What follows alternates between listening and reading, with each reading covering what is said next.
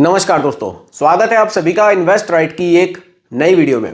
दोस्तों आज की वीडियो में मैं बात करूंगा आपसे पीपीएफ वर्सेस एसआईपी टॉपिक पर। देखिए, टैक्स बचाने के लिए दो ऑप्शंस आपके पास है। आप चाहे तो पीपीएफ में अपनी सेविंग्स कर सकते हैं, आप चाहें तो म्यूचुअल फंड में आप एसआईपी भी कर सकते हैं। देखिए, म्यूचुअल फंड में भी आपको एसआईपी में ऐसा ऑप्शन मिलता है जिसमें आपको टैक्स बेनिफिट मिलेगा।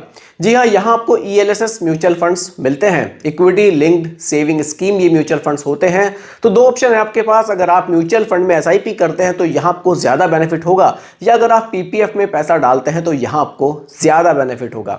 आज की वीडियो को देखने के बाद आप अपने लिए एक फाइनल डिसीजन जरूर ले पाएंगे कि आपके लिए पीपीएफ ज्यादा बढ़िया है या फिर आपके लिए म्यूचुअल फंड में एसआईपी करना ज्यादा बढ़िया है। तो वीडियो आपके लिए बहुत ही ज्यादा इंफॉर्मेटिव होने वाली है, बहुत ही ध्यान से देखिएगा और समझिएगा। मैं भी यहाँ एक चीज आप सभी को समझाऊंगा बिल्कुल सिंपल भाषा में। चलिए बिना किसी देरी के वीडियो को स्टार्ट करते हैं। देखिए, दो ऑप्शंस हैं, एक तो है कि आप एसआईपी कर लें और दूसरा ऑप्शन है कि आप पीपीएफ में निवेश कर लें। पीपीएफ, देखिए अब अगर आप कुछ टाइम पुराने लोगों से अगर आप बात करेंगे तो वो यही आपसे कहेंगे कि यार पैसा आपको इन्वेस्ट करना है, मतलब आपको टैक्स बचाना है और पैसे को इन्वेस्ट भी करना है, तो पीपीएफ एक बड़ी ऑप्शन है। तो पीपीएफ के फायदे क्या हैं और पीपीएफ के नुकसान क्या है, वही आजकल अगर आप कुछ नए लोगों से, जो नए नए इन्वेस्टर हैं, जो थोड़ा मार्केट को समझते हैं, उनसे बात करेंगे तो वो आपसे कहेंगे नहीं यार, पीपीएफ में बेनिफिट नहीं है, आप एसआईपी कीजिए, आप यहाँ टैक्स वाले फंड ले लीजिए जिसमें आपको टैक्स बेनिफिट मिलता है, और आप म्यूचुअल फंड में एसआईपी कीजिए, यहाँ आपको ज़्यादा बेनिफिट है लेकिन यहाँ रिस्क थोड़ा सा ज़्यादा है। तो आपके लिए कौन सा बढ़िया रह सकता है? कोशिश करूंगा सभी पॉइंट्स को कवर करने की। फिर भी आपको कोई कंफ्यूजन हो आप मुझे कमेंट कर दीजिएगा, कोशिश करेंगे आपके कमेंट पर भी दोबारा से इस टॉपिक पर डिस्कस करने की। देखिए, अगर मैं यहाँ एसआईपी की बात करूँ तो यहाँ जो आपको एसआईपी में म्यूचुअल फंड में जो ऑप्शन मिलेंगे वो मिलेंगे ईएलएसएस फंड्स आपको मिलेंगे। ईएलएसएस, यहाँ आपको टैक्स बेनिफिट मिलेगा अंडर 80C। इसमें आपको यहाँ टैक्स बेनिफिट भी मिलता है। कितना मिलता है? वो तो 1.5 लाख रुपए ही मिलता है। इसी तरह से अगर आप पीपीएफ में निवेश करते हैं तो यहाँ भी आपको टैक्स बेनिफिट मिलेगा, बिल्कुल आप टैक्स का बेनिफिट ले सकते हैं 80C में। और साथ ही साथ आपको यहाँ एक्स्ट्रा बेनिफिट क्या है उसको समझिए। देखिए, अगर आप पीपीएफ में पैसा डालते हैं तो आपको बेनिफिट यहाँ क्या मिलेगा, यहाँ आपका जो पैसा होगा ना वो पूरी तरह से टैक्स फ्री होगा। अब पूरी तरह से कैसे होगा? यानी कि जो पैसा आपका जो बनेगा, जो पैसा आप इसमें निवेश करेंगे उस पर तो आप टैक्स बेनिफिट ले ही रहे हैं, उसके बाद जो उस पैसे पर आपको इंटरेस्ट मिलेगा वो बिल्कुल टैक्स फ्री होगा। यानी कि जो लास्ट में फाइनली आप अपना अमाउंट विड्रॉल करेंगे, जो आपका ये 15 साल का लॉक इन होता है, उसमें इसके बाद जब आप पैसा लेंगे तो उस पैसे पर आपसे कोई टैक्स नहीं लिया जाएगा। यानी कि पूरी तरह से आपका जो पीपीएफ का पैसा है वो आपको टैक्स फ्री मिलेगा। वहीं अगर मैं बात करूं म्यूचुअल फंड की, यहां क्या होगा, आपने मान लीजिए ईएलएसएस म्यूचुअल फंड में एसआईपी करी तो यहां क्या होगा, यहां आपसे एलटीसीजी चार्ज किया जाएगा। एलटीसीजी, अब ये किस तरह से लिया जाएगा, यहां आपको 1.25 लाख रुपीस की तो यहां आपको छूट हो जाएगी, और उसके बाद जो अमाउंट होगा उस पर आपसे कितना 12.5% का टैक्स लिया जाएगा। अब देखिए, यहाँ जो पीपीएफ में पैसा है वो पूरी तरह से टैक्स फ्री है, लेकिन यहाँ से 12.5% टैक्स लिया जा रहा है। फिर भी कुछ लोग कह रहे हैं कि यार म्यूचुअल फंड ज़्यादा बढ़िया है, ऐसा क्यों है, उस पर भी बात करते हैं। तो दोस्तों, ये तो हो गई सबसे पहली बात टैक्स की कि कहाँ हमें कितना टैक्स देना पड़ेगा। अब थोड़ा सा और चीज़ों को समझते हैं। देखिए, अगर आप यहाँ म्यूचुअल फंड में एसआईपी करते हैं, यहाँ जो आप पैसा डालेंगे वो पैसा आपका 3 साल के लिए, 3 इयर्स के लिए लॉक किया जाएगा।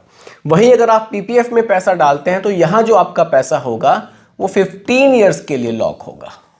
हालांकि कुछ एक ऐसे कुछ हैं ऑप्शंस जिसमें आप 5 या 6 साल के बाद शायद कुछ पार्ट पैसा अपना निकाल सकते हैं, लेकिन उसको छोड़ देते हैं।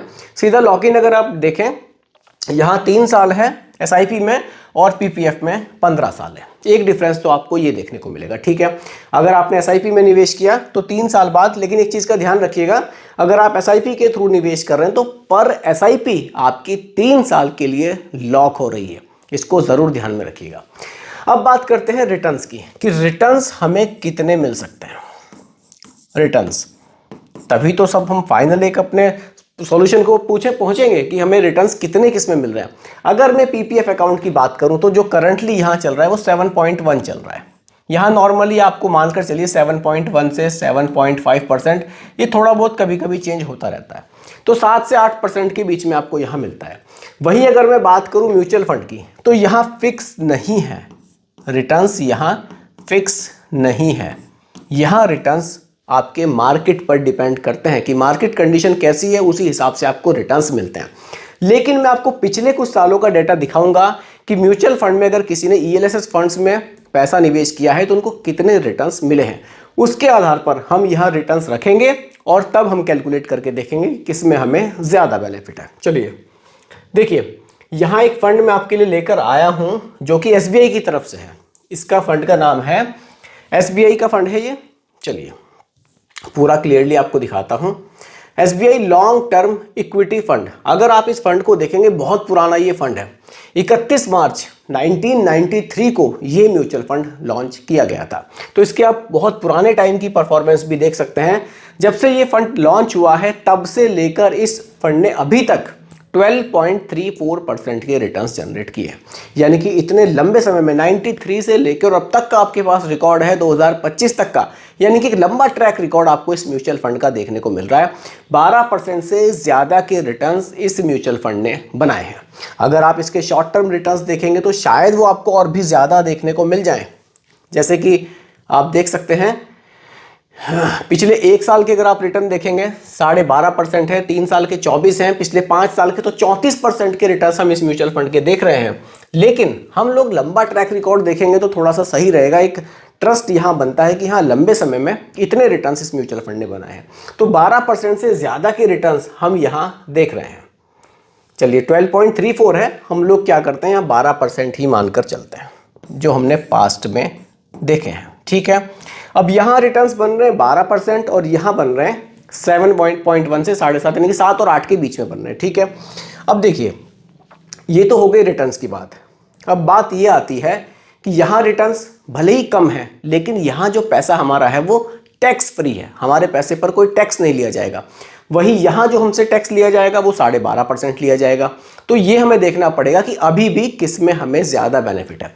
इसके लिए हम क्या करेंगे, कैलकुलेटर का यहाँ यूज़ करेंगे। पहले हम इन्वेस्टमेंट देख लेते हैं।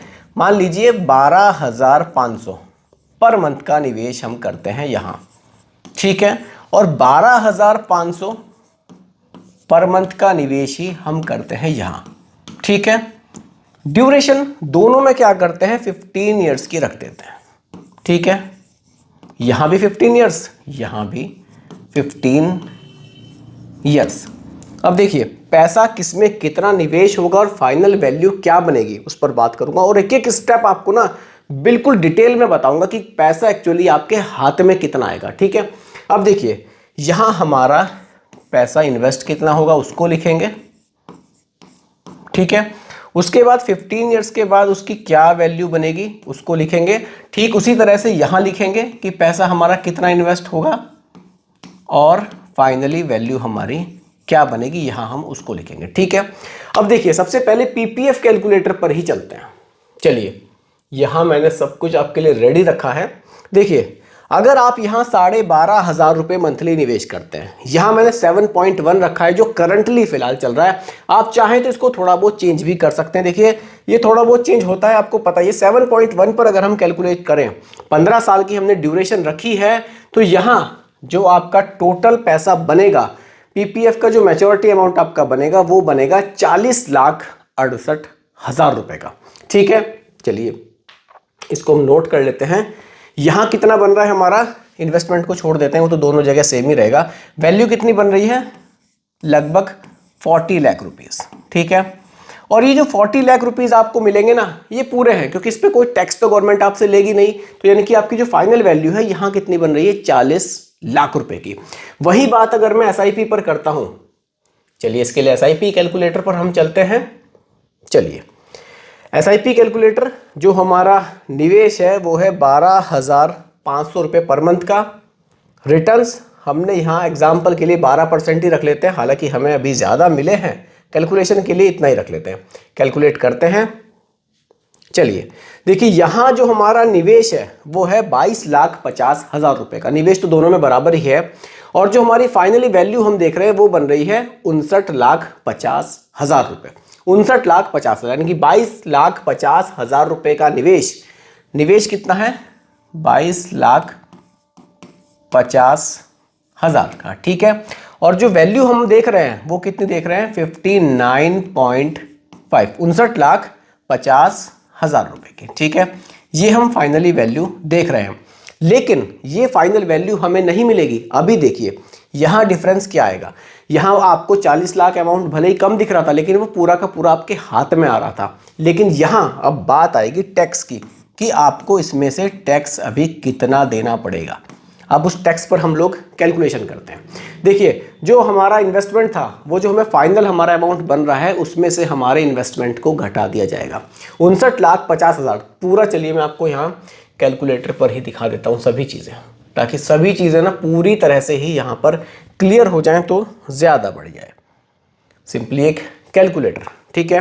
देखिए 59,50,000 50, ठीक है, माइनस करते हैं अपने इन्वेस्टमेंट को, जो कि है हमारा 22,50,000, ठीक है।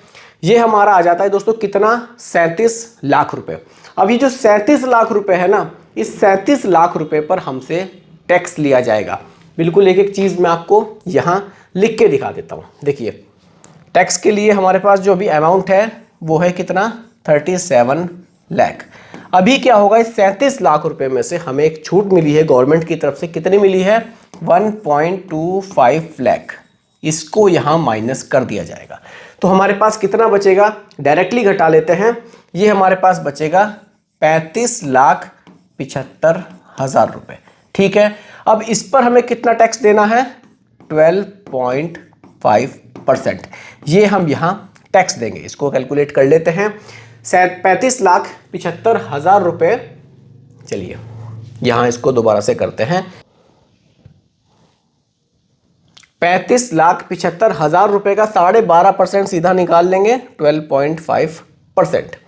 चलिए ये आ जाएगा आपके सामने है 4,46,875 रुपए, ठीक है। 4,46,000 सीधा लिख देता हूं मैं यहीं पर। देखिए एक एक चीज आपको बिल्कुल मैं समझाने की कोशिश कर रहा हूं। 4,46,875 रुपए। मैं ये चाह रहा हूं कि बिल्कुल एक एक चीज ना आपको क्लियर हो, ताकि आपको डिसीजन लेने में आसानी रहे कि हाँ यार मेरे लिए क्या ठीक है। देखिए अब ये जो टैक्स निकल कर आया ना 4,46,875 रुपए, ये हमसे फाइनली टैक्स लिया जाएगा। अब ये टैक्स किस में से घटेगा? ये टैक्स घटेगा किस में से? जो हमें स्टार्टिंग में वैल्यू हमारी बन रही थी। कितनी बन रही थी? 59,50,000 रुपए। इसमें से 4,46,875 रुपए घटा दिए जाएंगे। चलिए इसको भी पूरा कैलकुलेट कर देता हूं मैं। 59,50,000 रुपए, चलिए माइनस करते हैं 59,50,000 रुपए। ये आ रहा है दोस्तों कितना आपके सामने है? 55 लाख। एकदम एक मान लेते हैं लगभग 55 लाख, आगे 3,125 भी है। यानी कि हमें जो यहाँ फाइनली बैलेंस देखने को मिलेगा वो मिलेगा 55 लाख रुपीज। ये हमें आफ्टर टैक्स पैसा यहाँ से मिल सकता है। और पीपीएफ में हमें कितना मिल रहा था? 40 लाख रुपए। यानी कि ये चीज तो हमारे सामने क्लियर है कि म्यूचुअल फंड में हमने पास्ट में देखा है कि हमें रिटर्न्स पीपीएफ के मुकाबले काफी बढ़िया देखने को मिले। टैक्स की कैलकुलेशन करके भी पूरा हमने फाइनल एक वैल्यू निकाली कि हाँ पूरा काट पीट के हमें सब कुछ 55 लाख रुपए तो मिल जाएंगे। और यहाँ पीपीएफ में कितने मिल रहे हैं? 40 लाख रुपए। तो ज्यादा हमें म्यूचुअल फंड में मिल रहे हैं, लेकिन इसका मतलब ये नहीं है कि सभी के लिए म्यूचुअल फंड ही बढ़िया रहेगा। देखिए अगर आप एक सेफ इन्वेस्टमेंट की तरफ बढ़ रहे हैं, आप रिस्क नहीं लेना चाहते, आप अपने पैसे को सेफ रखना चाहते हैं, तो पीपीएफ एक सरकारी स्कीम है, आप उसमें निवेश कर सकते हैं। वहां जो भी आपके रिटर्न है भले ही कम है या ज्यादा है, लेकिन वो फिक्स है। लेकिन अगर आप एक एग्रेसिव इन्वेस्टर हैं, थोड़ा सा मार्केट को समझते हैं, आप रिस्क लेने के लिए तैयार हैं, तब आपके लिए म्यूचुअल फंड में एसआईपी करना एक शानदार ऑप्शन हो सकता है। लेकिन एक तरीका यह भी है कि आप कुछ पैसा पीपीएफ में रख सकते हैं और कुछ पैसा आप म्यूचुअल फंड में निवेश भी कर सकते हैं। दोनों को मिलाकर भी आप अपने पैसे का निवेश कर सकते हैं और टैक्स बेनिफिट आप ले सकते हैं। तो दोस्तों ये आप लोग मुझे कमेंट सेक्शन में ज़रूर बताइएगा कि आपको पीपीएफ में निवेश करना ज़्यादा सही लग रहा है या फिर आपको म्यूचुअल फंड में एसआईपी करना ज़्यादा सही लग रहा है। कौन सी स्कीम आपके लिए ज़्यादा फायदेमंद हो सकती है। तो दोस्तों यही आज की वीडियो का टॉपिक था। उम्मीद करता हूँ कि टॉपिक आपको पसंद आया होगा। बाकी रिकमेंडेशन नहीं है, सिर्फ एजुकेशनल पर्पस वीडियो आप लोगों के लिए बनाई गई है। वीडियो पसंद आई हो लाइक शेयर ज़रूर कीजिएगा और अगर आप चैनल पर नए हैं इसको भी सब्सक्राइब आप ज़रूर कीजिएगा। धन्यवाद।